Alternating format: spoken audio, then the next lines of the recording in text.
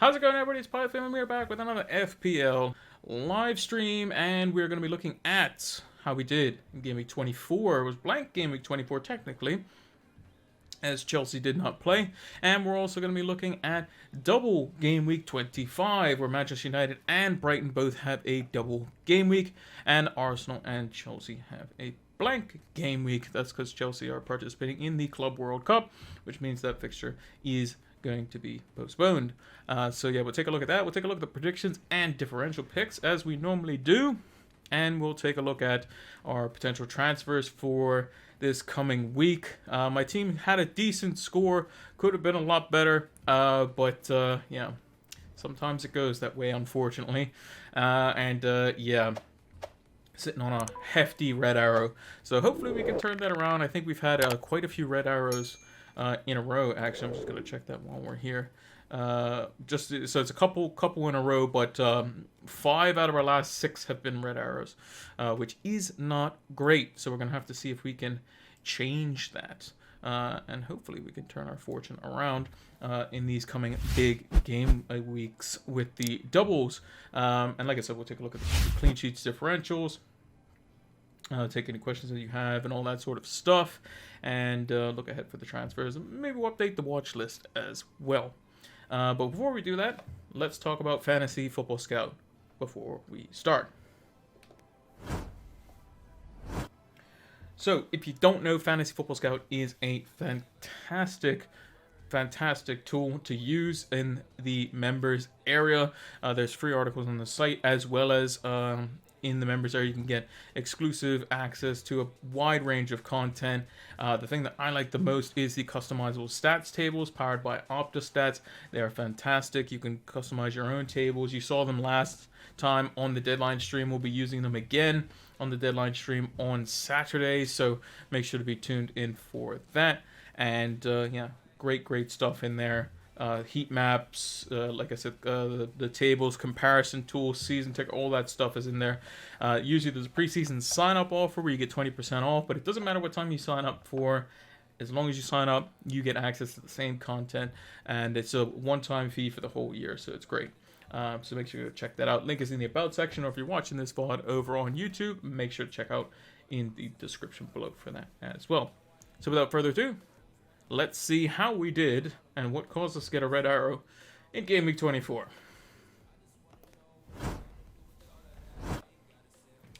So, as you can see up on the screen, we have, we took a -8. So we got rid of Calvert-Lewin, who actually didn't end up playing.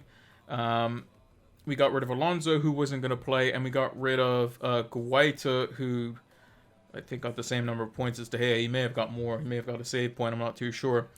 For David De Gea, Aït-Nouri, and Edouard. Now, Aït-Nouri was surprisingly on the bench for some reason, as well as Edouard, which is a bit weird because they were the two players kind of in form for their teams, or one of the two players respectively for their, you know, teams and being in form.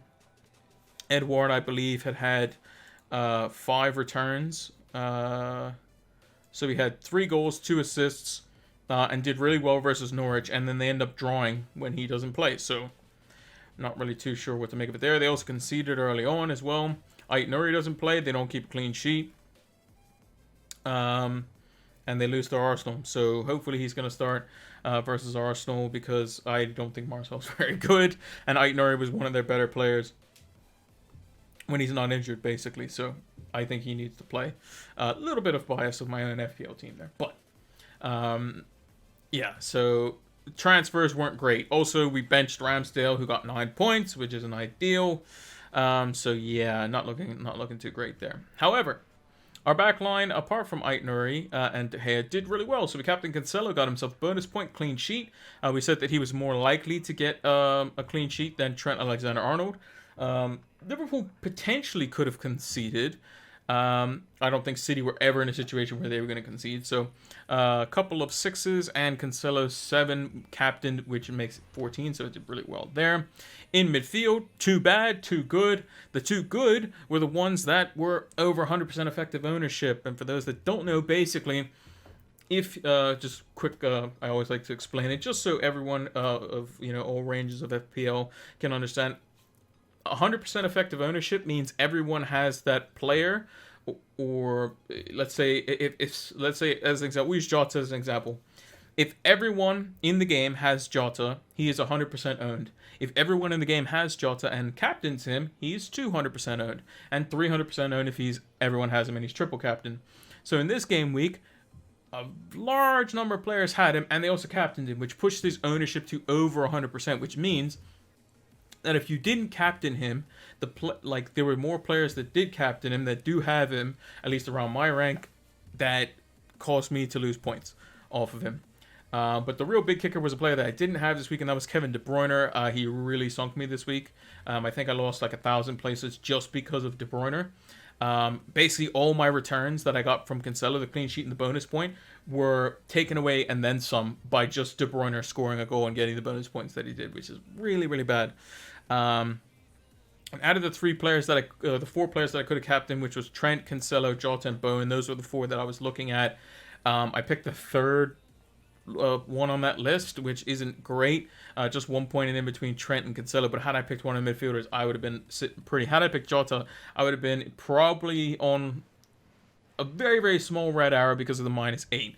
I think I would have been okay. I'm actually going to check on my second monitor here what my safety score actually was from livefpl.net.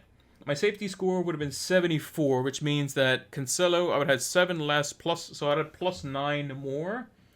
So my score would have been 64. So I would have still been on a red arrow, just wouldn't have been nearly as bad. Had I not taken the -8, though, I would have been on 72. So it would have been a very, very small red arrow without the hit. But obviously I did take the hit, so it doesn't help. Also, the players in my team that were over 100%. So Trent was 102. Jota was 112. Bowen was 104. They all returned, which obviously doesn't help. And then all my differential players, so De Gea was only 50% owned, Aït-Nouri 0.89%, Rafinha less than 20%, Bruno Fernandes 55%, Edouard only 21%, Watkins 40%. None of them got points apart from Diaz, and a lot of players have Laporte as well, so that kind of counts it out. And De Bruyne scoring, like De Bruyne or Foden scoring, was really bad. And it happened to be De Bruyne that did score, so not ideal for that. But we'll have to move on, unfortunately. We will have to move on. And like I said, the forwards didn't do much better either. And turns out I should have just played Dennis because he was better than both Edouard and Aït-Nouri by 1 point this week. So yeah, goalkeeping headache again. Captains haven't been great. I'm actually curious to see, so who have I captained over the past few weeks? So I captained Dennis, that obviously wasn't ideal. We captained Fernandes, that was really good. So we've had 2 bad captains. Antonio was decent, but that was a 50-50 with him and Bowen. Salah captain when he missed a penalty, he's not been great. So it's either been really good or really bad these past few weeks. So hopefully we can get that right this coming game week. And I think it should be pretty straightforward because there's only 2 players that I could really captain realistically in my team this week, because it's for a Man United player because they both have double game week. So let's take a look at the predictions first. Where's the tweet? There's the tweet. I gotta make this a little bit bigger.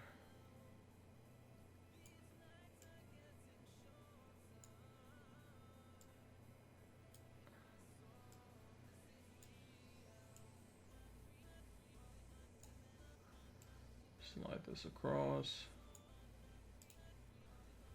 That's about right. Okay, here we go. So, last week we got 7 points, which was just shy. So if you don't know how the point scoring works, very simple. 3 points to get the exact score. 1 point if you get the result right. So had I predicted a win for a team and they won but they got more goals than what I had predicted them to get. Or if you get, basically, if you pick a draw or a loss and a team won, then you don't get any points. So, should be, hopefully, some easy scores for me to predict this week. But just by looking at some of them, I don't think I did particularly well. I'm just going to bring up my predictions on the side as well.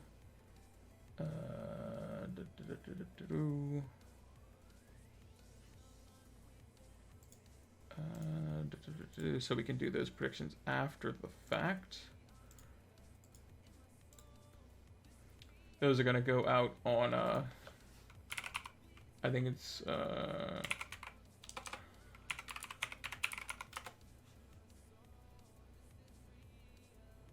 think it's Fantasy Premier League Community or something like that.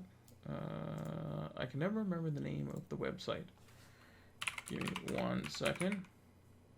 FantasyFootballCommunity.com. That's where my score predictions go up, as well as a bunch of other FPL managers post them there as well. So let me just minimize that, get that out of the way. Okie dokie. Everton versus Newcastle. I really thought this was going to be a close game. It was 1-1. I think we saw something that is, I don't think ever happened in football. A guy scores an own goal assisted by a guy who scores this other own goal, which is really weird. So Holgate got an assist off Lascelles' own goal, and Lascelles got an assist off Holgate's own goal. I don't think that's ever happened. Correct me if I'm wrong, but I think that's something that has never happened before. At least for the first 2 goals of a game. That's insane. And it was in such quick succession. It was really, really weird. So, yeah, let me know if that's something that, I've never seen that happen. I don't think I've ever seen that happen before, personally. Yeah, it was really, really weird. But then Newcastle went on to win the game. Trippier with a fantastic free kick. Frazier with a goal as well. Newcastle looking good. And Everton could really, I think Everton could be in real trouble. They could. They brought in a manager who's inexperienced in the Premier League level. He did manage Chelsea and kept them in, for top 4, but he's dealing with the worst squad. Players that have just come off a manager which they didn't like. He's got new signings that he's got to gel in. It's going to be difficult for Lampard. It's going to be real difficult. They should stay out of relegation, but you never know. So our prediction was wrong there. So no points there. West Ham versus Watford. Jared Bowen goal saw the Hammers over Watford through. So I predicted a 2-0. So I only get just the 1 point there. United versus Burnley. I predicted 2-0 United. Ended up being 1-1. So got that one wrong. Man City versus Brentford. I predicted 3-0. Sorry, Manchester City. It ended up being 2-0 due to a Kevin De Bruyne and Riyad Mahrez penalty. De Bruyne with a pretty much tap in. So just the 1 point there. Crystal Palace versus Norwich 2-0. It was 1-0. Very disappointing from Crystal Palace. So nothing there. Spurs versus Southampton. Got that one wrong as well. Predicted 2-1 in favor of Spurs. Southampton picking up the victory 3-2. Villa versus Leeds. It was 3-0. A very, very... that game could have had 6 goals either way. It was really, really crazy. So, got that one wrong. Predicted a Villa win, 2-1. Was not a win, though. Liverpool over Leicester. We predicted 3-1. It was by the same margin, though. So, Liverpool getting a 2-goal victory. 2-0 the scoreline. So, just the 1 point there. That's a terrible one, but whatever. And then Wolves, I predicted 1-0. Got the scoreline the wrong way around. So, Arsenal getting the victory. Martinelli getting sent off. Just... You don't see it happen very often in football. I actually very rarely see it, if anything, where a player gets... Basically, it's like play on because of a foul that happens, and then the player does another challenge that's also a bookable offense, and they get booked for both. In Martinelli's case, he shoves a guy taking a throw-in, which you can't do. That's a yellow card because you're trying to either time waste or I don't know what he's doing. And then secondly, he goes and does a cynical challenge on a guy that's clearly going by him. And so he gets booked for both. So rightly so, I think. So yeah, prediction's not great. Just the 3 points. Wolves clean sheet did not happen. Jose Sa, nothing doing there. Ait Nuri, unfortunately not. Diaz, I thought he played really, really well. He was not involved, though, in the returns because of Matip and Van Dijk. Got the 2 assists, so not there. And Edward as well. So 0 for 5 on the predictions and or the differentials rather. So that is probably, I think that's one of our. It's tied for our second lowest for back in game week 7. We've had 2 twos this season as well. So yeah, that wasn't great at all. So we should be able to do better than that. These games are actually somewhat tricky, I think, this week. To kind of to call wrong, basically. You would think Crystal Palace should beat Norwich, Man City should beat Brentford, Spurs should be beating Southampton, Villa should probably be beating Leeds, so on and so forth. Maybe I should have picked a draw with Wolves and Arsenal, and that would have probably been a better choice. Everton and Newcastle. I mean, I was closer to the draw than an Everton win. So yeah, it was a bit wonky there. So yeah, the surprises were United got gained a point on Spurs somehow, even though they drew to Burnley. Lost 2 points in ground for Man City and Liverpool. Arsenal gained 2 points up on United and 3 points up on Spurs. West Ham also getting the 3 points as well helps them out quite a lot. And I think West Ham actually jumps over United again, so not great considering United just beat them in the Premier League a couple game weeks ago. Moving on to the games this week for our predictions. So this is going to be an interesting one. A very, very interesting one. So, what are we going to put for the scores? I have them up on the side here. So, for Man United versus Southampton, I went with a 2-1 Man United win. I did these predictions before seeing I think it was before I saw all the games, I think. But I'm actually going to stand by that prediction. I think 2-1 is probably about right. I think United should be winning this game. They are at home. Southampton put a lot of effort into the game versus Spurs. They put a lot of effort into that. And can they do that 2 games in a row in 3 days? It's going to be difficult. But they do have the ability to do it. They're going to press United. United are going to have to play through them. I think United need to make a few changes to their lineup. Personally, I think Maguire needs to be dropped for Lindelof. I think Rashford should come out for Elanga. And I think that McTominay only making 29 passes versus Burnley in a deep-lying defensive midfield role when you're supposed to be running the show does not bode well for him. And they need to solve that problem because Romeo and Ward-Prowse are going to put in some meaty challenges, and they're going to be pressing high, and United are going to have to move the ball quick. So we'll see how it goes. I think 2-1 is what I'm going to go with. Brentford versus Crystal Palace. I went with a 2-0 on my prediction for Crystal Palace. They should probably bounce back. They should have beat Norwich. They should be beating Brentford. I think Edouard needs to start. I think he's much more dynamic. He's not a typical stationary striker like Mateta or Benteke, who are pretty much there just to have the ball whipped into them. If you're going to play Zaha and Elise, you have one creator in Elise, and you have one kind of inside forward in Zaha who likes to shoot. He does like to create as well, but typically likes to cut inside and shoot. I think that Edouard can help facilitate overloads on the left-hand side because he likes to drift out there, and he is much more mobile. And it's going to help with the counterattacks because Brentford are going to like to attack, and counterattacking Benteke and Mateta aren't that. They're not the quickest players in the world, whereas Edouard has decent pace. So I think he should come straight back into the team and facilitate that. Everton versus Leeds. I went with a 2-2. I think both defenses have been shaky, and I think that both teams aren't going to get what they want here. I think Lampard should be looking to win this game, and if I had to favor a team to win the game, I think it would be Everton.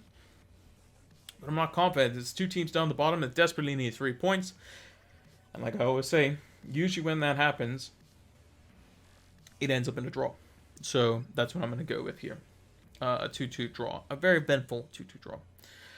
Watford versus Brighton, one of Brighton's 2 away games in this double game week 25. I went with a 1-0 to Brighton. Classic Brighton score. I think they keep Watford out. It can be a draw, but I think Brighton should be good enough to hold Watford and and get a clean sheet. If they are going to score Watford, I think it's going to be off a set piece of some kind, but Watford aren't great, aren't notorious for like set piece play or anything like that, unless the mighty Ben Foster comes up or something random and scores. So it'll be interesting to see that one. But I think Brighton should keep a clean sheet in that, and I'd be confident if I was a Brighton fan going to Vicarage Road. I think that's what Watford Stadium's called, and getting themselves 3 points. Norwich versus Man City. This should be pretty straightforward. Norwich are probably going to be one of the teams that go down, even though Dean Smith has elevated their attacking play and slightly, kind of made them a little bit sterner at the back. Man City's going to win, aren't they? They should win. I think 3-0. Just a pretty basic scoreline. And Liverpool, I think 2-0. I think it's a scoreline that they got today as well. I think 2-0 against Burnley. They will show United how to beat Burnley. It doesn't matter if they have Weghorst, because they have center backs who can not only win the ball in the air, but they're also rapid, and they're never going to get beaten behind, or they shouldn't do with the amount of pace they have. Matip is also better positionally than Maguire, and also potentially better in the air. I mean, I don't know the stats, but I did see some stats where it said that Maguire for defensive actions per 90 is the worst out of any United defender, which is not boding well as the £80 million centre back.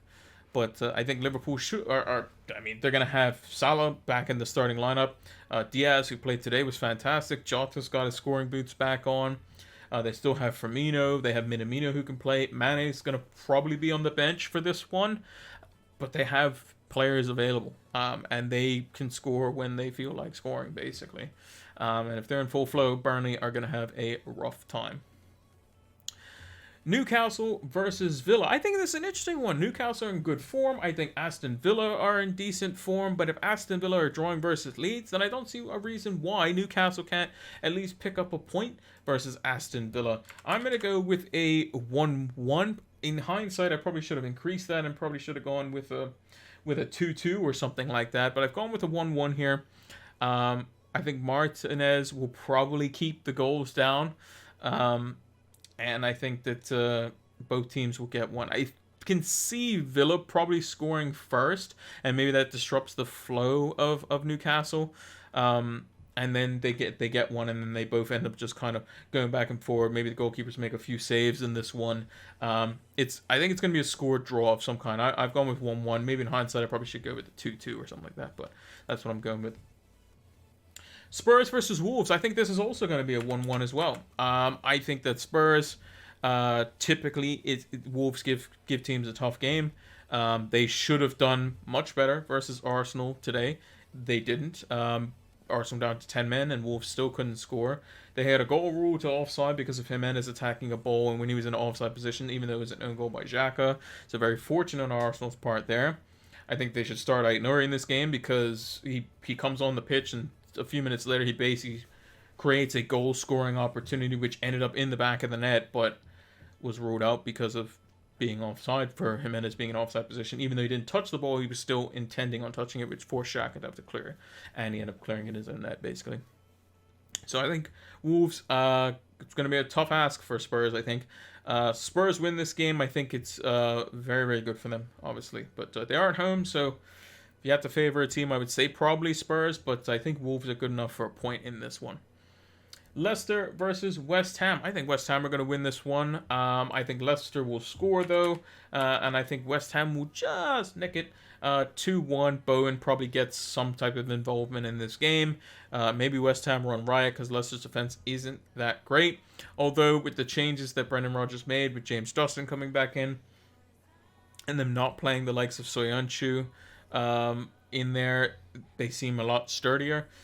So yeah, I think West Ham will probably just edge it. I'll go with 2-1. And then Man United versus Brighton. I think Brighton do struggle to score goals. I think United have tightened up defensively a little bit.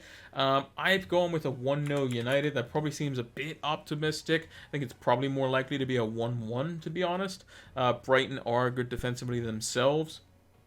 And United have been struggling to put teams away, especially with the number of chances that they've created over the past few games. If they get a game where they can put all their chances away, they'll blow teams away. But it's just a matter of doing that. So I've gone with a 1-0 United. Probably closer to a 1-1 than a 1-0, but I decided to go with the double game week fever and a little bit of United bias, obviously, being a United fan as well. So, that's it for the predictions. Differential and clean sheet picks. I am going to go for a Brighton clean sheet, I think. I think a Brighton clean sheet is probably likely in one of the games, whether it's a 0-0 versus United or like a 1-0 or 2-0 versus Watford. I think they should be able to keep a clean sheet. Goalkeepers this week. I think that Sanchez being 17.9% owned or De Gea being 14.8% owned, which is a big surprise to me. I thought he would be more or less owned than Sanchez. So I'm gonna go with De Gea, even though he's so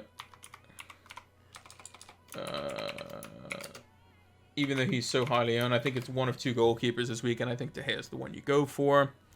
In defense, if I'm gonna go for a differential pick this week, I'm gonna try to see if I can pick some single game weekers as well, because I think they can do well this week. If I'm gonna go for a differential single game weeker this week, I would have gone Diaz again, but don't want to go for 2 in a row. Maybe Kieran Trippier, to be honest. I mean, looked good. He did look like he came off with a calf injury, though, so maybe that's not the best idea. But he is someone that could be quite good for 5 million, maybe. His attacking threat, he's on set pieces as well. Who else we got here? Maybe someone from Man United's camp. Maybe this is the week that Dalot does really well. 3.5% owned. Yeah, why not? Let's go with Dalot. I mean, he's a double game weaker, but let's go for it. Just because it looks like he's the most favored right back in the team at the moment. So we'll go for him. In midfield. Let's see. Midfielders this week. I think Leeds is the type of game where Everton could potentially get some freedom in there, and maybe the likes of a Dele Alli or a Donny van de Beek could do well. Let me go with Dele Alli, because I just think that he, out of all the two midfielders that came on, he was the one that was first subbed on, so maybe he's going to be slightly the more attacking one. I don't know. But I'll go for Dele Alli. I think it's either going to be him or Van der Beek that could do well this week if Frank Lampard goes to a 4-3-3. So we'll go with that. And then in the forwards, very hard to pick from. But I think I'm going to go for...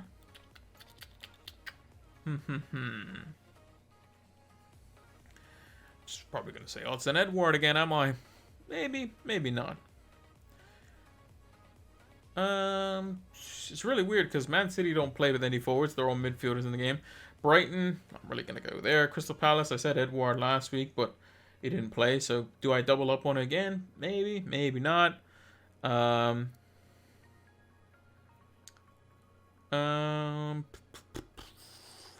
a really tough one, actually, now that I'm thinking of it. Maybe we go for a St. Maximin versus Villa. He's 15% owned. Did not know that. Maybe it's because those are the teams at the beginning of the season. I'm going to double down. I'm just going to go for Edward again. We'll go for Edward again. Why not? What percent owned is he's in my team? He's 9% owned now. Jeez. That's quite high. But we'll double down on him again because why not? Let's go for it. What do we have to lose? So that is our clean sheet, differential, and predictions for the week. Typically, I try not to, but I just want to just double down on it. Because if he gets a brace this week, then he makes up for only getting 1 point last week. So let's post that now while we can.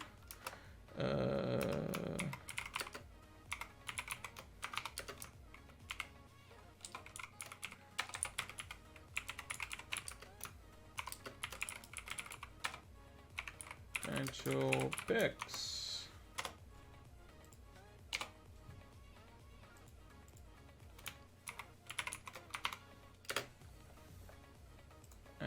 put the picture below it. And boom. There we go. Now it's over on Twitter. And we can close out of this screen. We can close off the notepad because we don't need that anymore. And we'll close those off as well.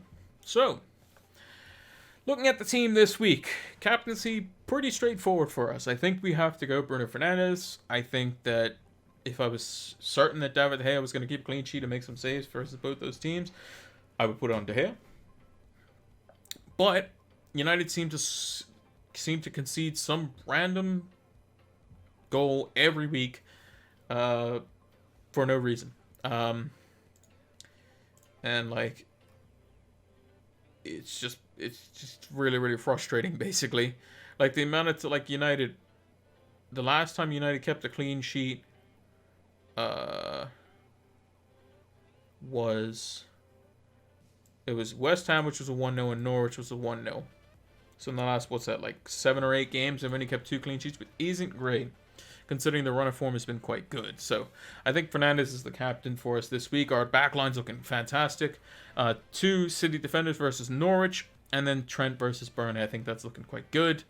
In midfield, we got Rafinha, Bruno with the armband, Jota, and Bowen. I think those are all fine. Bowen versus Leicester is a great fixture.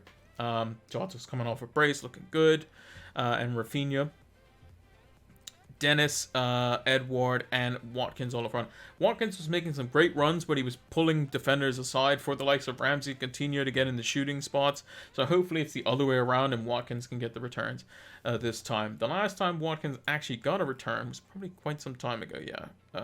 What's that, 1, 2, 3, 4, 5, 6 games ago, and he got a goal and assist. I think I brought him in for this week. So hopefully he can get some returns versus Newcastle, although I did predict a 1-1, so I hope it's more than that. Edward, hopefully he starts, and Dennis, home to Brighton, decent enough fixture. Let's throw him in there.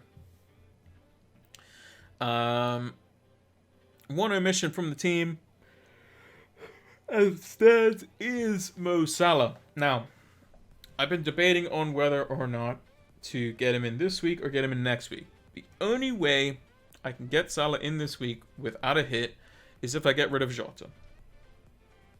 Now, if I know that Mane is just going to be on the bench, which is most likely that's going to happen, that means Diaz starts.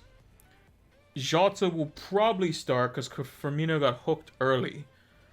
And he also scored twice. And then Salah will probably start. And then maybe Mane comes on for Diaz. Firmino comes on for Jota if things aren't going well. Maybe that's what happens. So that would be the only thing that I could potentially do for that. I'm not entirely sure any other way. I mean, we could look at the transfers just now. If I got rid of, like Rafinha's example, I only have 11.6, so I'd have to take a hit somewhere to do it. I would have to take a hit to do it. I'm just going to put up the watch list on the side here while we're looking at it. Looking at the team. So that's the only thing that I can think of. Jota straight to Salah I can do. Excuse me. Obviously Fernandes I can do straight to Salah, but Fernandes has double game week, so why would I do that? It just doesn't make sense.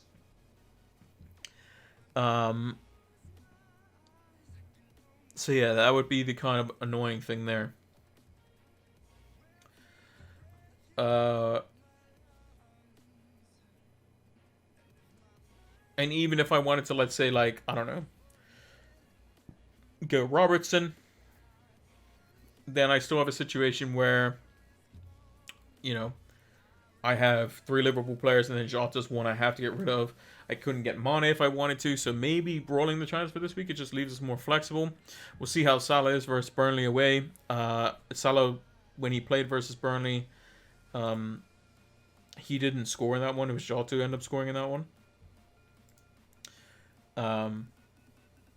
So, I don't even think I have Salah on the list, but Salah, he didn't score versus Burnley. That was in game week 2. Yeah, game week 2. Played the 90 minutes, just didn't score. But scored basically the game after that, though. So, did really well for himself. So, I guess we'll put Salah back on the watch list, probably. Because I think that's probably smart to do. Current players on the watch list. We got Jose Sa, so we'll remove him because I don't think Wolves' fixtures are warranting bringing him in as of yet. I think if you're going to go for somebody, Aitnor is cheaper and should be playing every week. So remove him from the watch list. De Gea we have, so we will remove him from the watch list as well. I think Nick Pope, we'll do it afterwards, but Robertson will keep on the watch list. Cucurella will keep there. Lamptey. Lamptey's minutes continually getting managed, so he's going to get removed from the watch list. Leeds defense is awful, so remove Ayling from there. Digne will keep on there as well. Gallagher still someone potentially long term. Sterling will keep on there because obviously he just scored. And he's got 90, 90, 59, 90, so he started basically every game. Foden will keep on there. Ramsey definitely on there. Coutinho on there. Alanga will keep on there. We'll monitor him. Dennis and King we will remove. Daka we will remove as well because it seems like him or Iheanacho are going to play and they're just going to keep getting hooked for one another. Ronaldo will keep an eye on. And then to add, Arsenal, the only player I wanted to add on here was potentially Kieran Tierney. But that was for like game week 28 onwards, so we won't add him yet. Villa, we already have Ramsey, Digne, and Coutinho. Brentford, no one yet. Ericsson still a ways away. Brighton, no. Burnley, we're going to add Cornet and Weghorst, I think is how you pronounce it. As Burnley have been announced to have a double game week in 27 as well, which we can take a look at. Chelsea, nope. No one anytime soon. Crystal Palace, no. Everton, we'll wait and see. Leeds, no. Leicester, no. Liverpool. The players we want to put on the watch list is we want to see what Mane does when he comes back. We want to see what Diaz has to offer as well. Thought it looked good. So keep an eye on both of those, as those could be vying for the left wing spot. Man City, no. Man United, no. Newcastle, Kieran Trippier interests me at 5 million. When they get rearranged double game weeks, he's just because he's on set pieces too, right? So that's kind of a big deal. Everyone else, not so much.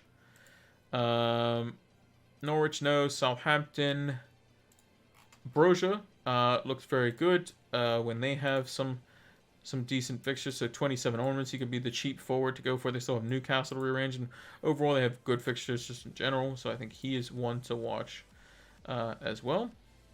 Cheap forward. Maybe Dennis gets downgraded for him. Spurs, I think Kane and Son. Definitely have to take a look at them.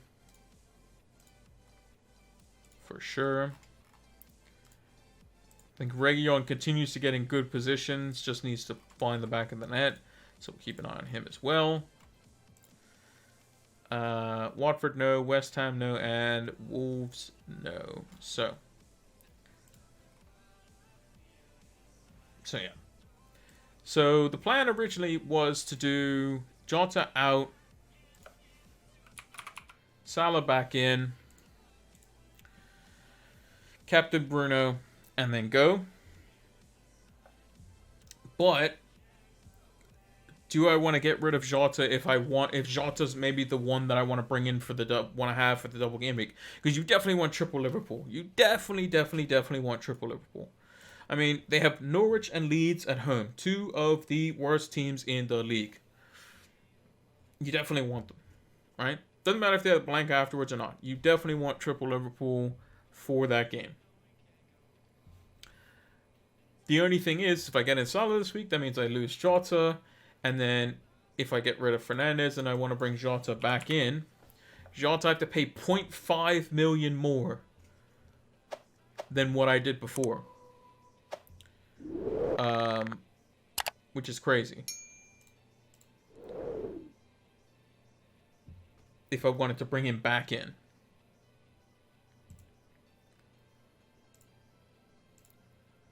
So this was the original plan. I was going to bring in Salah and then get rid of Fernandez and bring in Sadio Mane. And then I was going to have those three. And then in the following game week, I was going to get rid of Mane and bring in Son and go from there. So, but maybe I want to save. Maybe I don't want to do that. Maybe I want to have Salah and Jota just longer term because they're the ones scoring the goals for the most part. Like if we look at Mane's stats this season, 8 goals, 3 assists. Right, he cost 11.7 million. Salah, obviously his stats are crazy. 16 goals, 10 assists, absolutely nuts. Jota's stats, 12 goals, 3 assists. Obviously he scored 2 today, so he had a 10 goal. He had 2 more goals, but he cost 3 million less than Mane. Last time they played, when did they play Leeds? They played Leeds. Who scored versus Leeds last time? Mane scored 1 of the goals. And then what about when they played Norwich last time? Jota scored. Did Mane score 2? No, Mane did not score. So, again, they scored 1 goal versus one team, 1 goal versus the other team, and it's just 1 goal even, and Salah probably scored most of them. So, and also losing 0.5 million extra on top as well if we sell Jota. So maybe the play is this week just to bite the bullet, just because given the circumstances with what we might want to do with a Burnley double game week. So we bite the bullet, we save the transfer. And then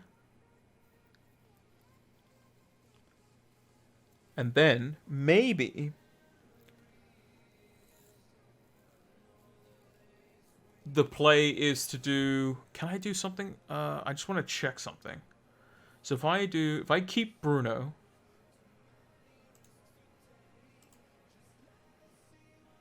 Yeah, let's say I just keep Bruno randomly. I'm just going to pretend like Bruno's there. Nah, I don't have enough. I was thinking maybe get rid of Smith Rowe. I have to get rid of like Rafinha or Bowen probably. Yeah, I probably have to get rid of one of them. I was thinking of like getting rid of Smith Rowe and Watkins and like going to Weghorst and Salah. So what I'll probably end up doing is banking and then going Fernandez to Salah. And then we have triple Liverpool if Jota looks like he's going to be the one there. Because I could still get Mane as well. I could still just get rid of Jota and be like, hey, Mane's the better one. And go for that. And who knows, like, because Martinelli got sent off. So does Smith Rowe play both these games? I think he plays this one probably.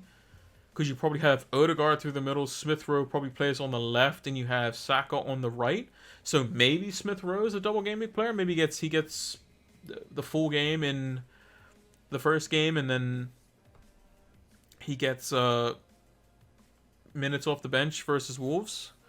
I don't know. I don't know. Let me actually check. So there's a nice little website called FPL.team. I'm just going to move it across here.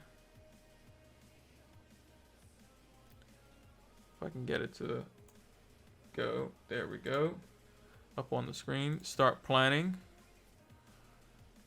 So this is what my Game Week 25 team looks like. I'm going to put Dennis in there. Dennis is going to come in for Ait-Nouri. Smith Rowe is going to drop back. And then it'll be Bruno captain, De Gea vice captain. That's what my team looks like literally right now. That's exactly what it looks like. Obviously the positioning slightly different, but you know, it's fine. Can I actually change the position of players if I do like this to this? No, it's just whatever. Okay. Then the next game week, this is what our team would look like. So we'd have Edward with a double, Dennis with a double, Jota with a double, Trent with a double, Rafinha with a double. So we put in Ramsdale because Ramsdale has the double. Smith Rowe could come in. Smith Rowe would come in for probably Watkins, because I think Bowen is the better player. Aitner would come in for Diaz just because he has literally 2 fixtures. Watkins would go first sub, Diaz second sub. In this instance, let's say hypothetically we had 2 free transfers, we just decided not to use any of them. Johnson would be captained, and we would have Trent vice captain. But we would have 2 free transfers, so Fernandes would be removed for Salah.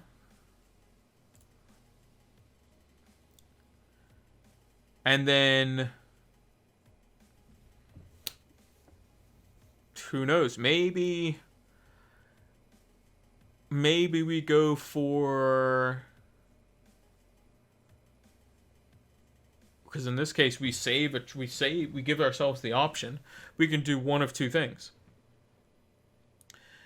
We can upgrade our defense a little bit better and get a Burnley double game week defender.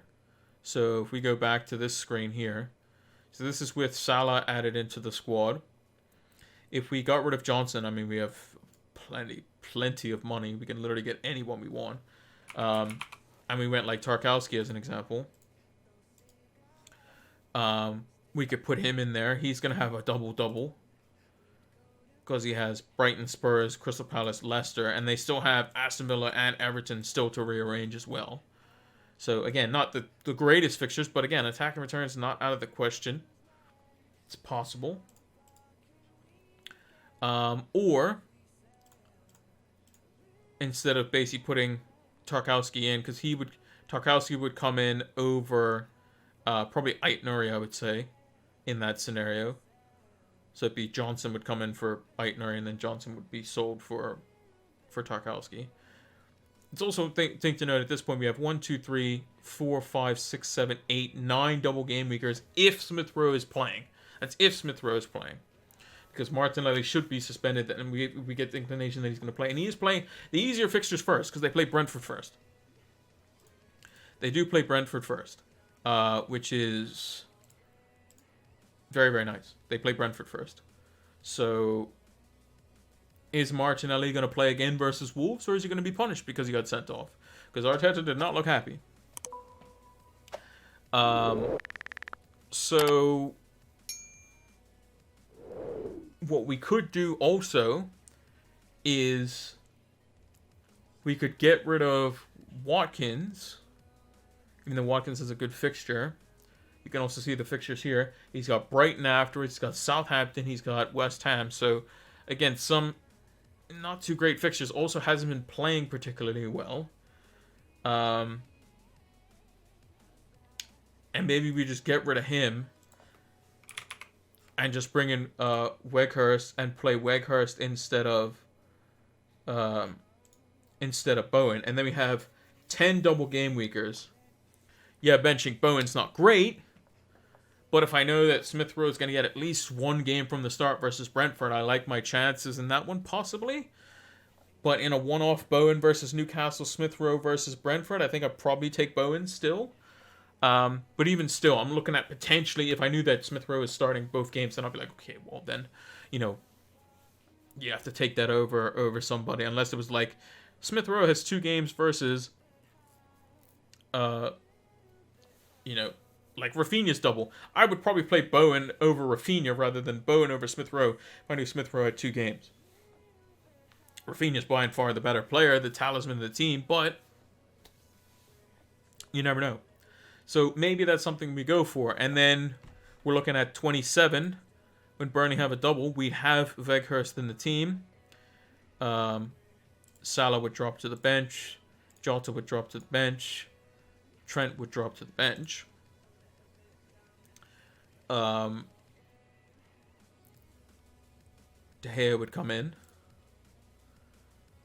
We'd still have an issue where we need basically somebody to cover The team doesn't look great. We have no captaincy options apart from Weghorst. So maybe it's just a scenario where we bite the bullet, take 10 players, and we get rid of Johnson for a Burnley defender, and we go from there. Maybe that's something we go for. Maybe we take a hit to get rid of Smith Rowe because we know he's a long-term risk. And we go for something like, if we go back to here, so this will be with Johnson in the team. If we went to Watkins to Weghorst, I mean, we have boatloads of money, so we could literally go for a hit. We can go Johnson, just Tarkowski. We can also do one of these transfers as well in like for the double game week as well. We could take a -4. I don't think that's out of the question. But taking out Smith Rowe at the time for a double would be probably pretty bad. Also, Cornet has had some injury issues, so I'd be a bit wary. And, maybe that's the one transfer we do. And then the following game week, maybe Aston Villa has the double. And then we can get rid of the likes of Smith Rowe for, a Coutinho or somebody like that. We could bring in Coutinho into here. Maybe... longer term, Rafinha has good fixtures. Bowen, longer term, has some a little bit trickier fixtures, but it's just been so good that it's hard to get rid of him. So maybe that's something we go for. So we go for like Johnson out for Tarkowski. And then the following week in 28, all the Liverpool guys come back in. So he would come back in. Weghorst versus Chelsea or Dennis versus Arsenal. Probably say Weghorst versus Chelsea maybe, just because he's a bit of a nuisance. Trent would come in surely versus over Tarkowski.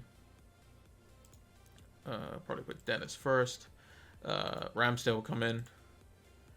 Maybe I'll actually play Dennis because I don't want two City defenders versus United, probably. Salah would be the captain of us, certainly. Vice captain would probably go on... I just want to put on somebody different.